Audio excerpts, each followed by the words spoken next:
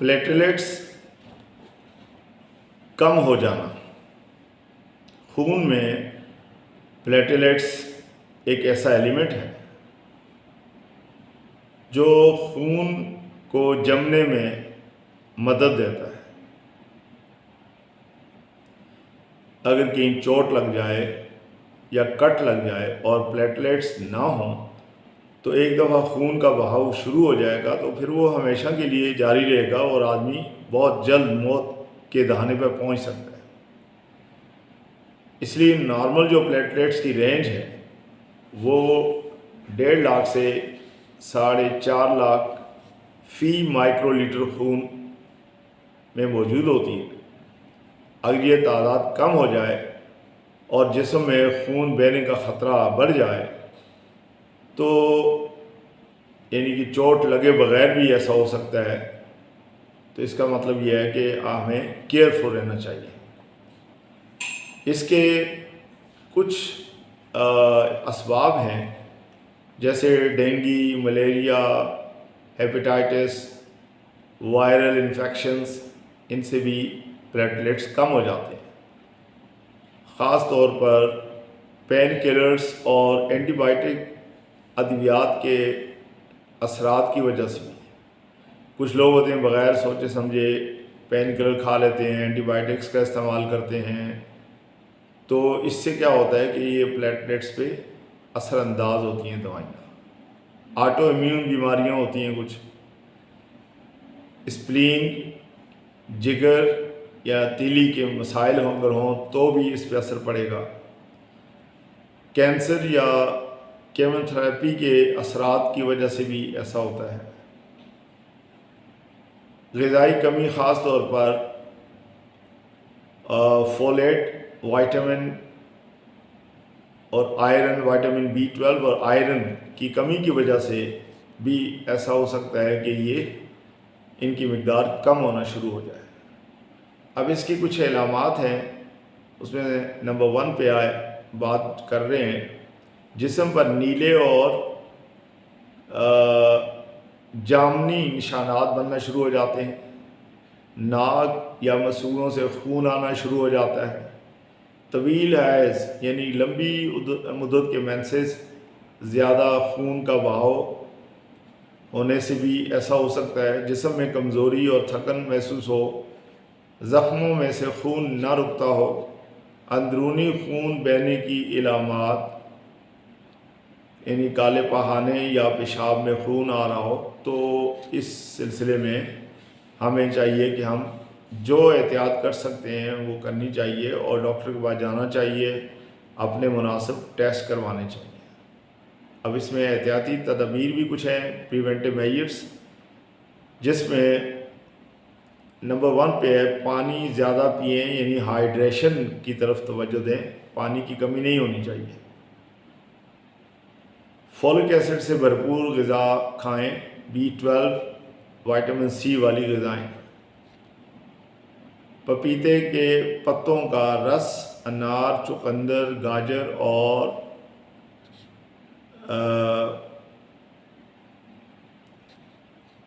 Lemon का इस्तेमाल करें। यानी सिट्रिक एसिड वाली ग़िज़ाएँ इस सिलसिले में आपको फ़ायदा देंगी। इसी तरह से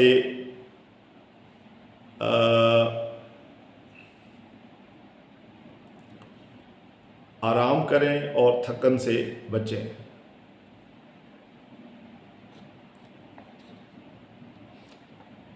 पपीते के पत्तों का रस, अनार, चुकंदर और गाजर का इस्तेमाल करें। आराम करें और थकन से बचें। बग़ैर डॉक्टर के मशवरे के कोई दवा ना लें, चाहे वो होम्योपैथिक की हो या एलोपैथिक की। ये वीडियोस आपको इन्फॉर्मेशन के लिए बना के दी जा रही हैं, अपलोड की जा रही हैं, ताकि अगर आपको इलामात इससे मैच करती हों तो आप अपनी इलामात के मुताबिक डॉक्टर से मशवरा करके फिर दवा ले सकते हैं। क्योंकि आपके पास इतना इल्म नहीं होता, डॉक्टर आपसे ज़्यादा समझता है तो वो अपने हिसाब से इसको एनालाइज करेगा और वो समझेगा कि ये बेहतर है तो वो दवा ज़रूर आपको देगा। अल्कोहल, एस्पिरिन, खून पतला करने वाली अशिया से परहेज़ करें, क्योंकि पहले ही आपका खून प्लेटलेट्स की कमी की वजह से जमने का अमल रुका हुआ है, और ऊपर से अगर आपने इस तरह की और मज़ीद दवाइयाँ खा ली तो उससे आपका मसला और बिगड़ेगा। इन्फेक्शन से बचाव के लिए सफाई का ख्याल रखें। अब हम बात करेंगे होम्योपैथिक दवाइयों की। यहाँ पे कुछ दवाइयाँ बताई जा रही हैं जो इस सिलसिले में बहुत ज़्यादा इफ़ेक्टिव हैं यानी प्लेटलेट्स को बढ़ाने में, लेकिन इलामात का ख्याल किया जाए। जो आपके साथ जो इलामात हैं, क्या वो इन दवाइयों में हैं वो आपके साथ इलामात से अगर मैच करती हैं तो ये दवा ज़रूर ले लें। और इस सिलसिले में नंबर पहली जो दवा आती है वो चाइना ऑफिशियल्स है, 30 या 200 में ली जा सकती है। जब खून की कमी, थकन और चक्कर हों, इसी तरह से नाक और मसूड़ों से खून, जिस्मानी कमज़ोरी हो, यानी नाक और मसूड़ों से खून भी आता हो और जिस्मानी कमज़ोरी हो, तो फास्फोरस 30 या 200 में ली जा सकती है। खून का बहना ना रुकता हो तो एक हमारी दवा है क्रोटलस हुर 30 में, ये बहुत इफ़ेक्टिव है। खून पतला होकर बहना शुरू कर दे तो हेमामेलिस 30 में एक दवा है, वो बहुत इफ़ेक्टिव है। क़ुव्वत मुदाफ़ियत बढ़ाने के लिए आप फेरम फोर्स 6x का इस्तेमाल कर सकते हैं, या बायो कॉम्बिनेशन नंबर 1 को लिया जा सकता है। इसी तरह से प्लेटलेट्स बढ़ाने में मुफीद डेंगू या वायरल बुखार में ख़ास तौर पर एक हमारी दवा है, उसे कहते हैं कैरिका पपाया क्यू में, ये मदर टिंचर में अवेलेबल होती है, इसको आप ले सकते हैं। इस सिलसिले में मैं अर्ज़ करूं कि जो खुराक कितनी दवा कौन सी लेनी चाहिए, तो जो जिन दवाइयों के साथ लिखा हुआ है 6x, 12x, 30, इनको 2 से 3 बार 5-5 कतरे, या आप किसी होम्योपैथ से पूछ के भी ले सकते हैं, मुझसे भी पूछ सकते हैं, मैसेज कर सकते हैं अपनी इलामात के मुताबिक। और जो दवाएं आपको क्यू में बताई गई हैं उनके 10 से 15 कतरे आप दिन में 3 दफ़ा ले सकते हैं थोड़े से पानी में।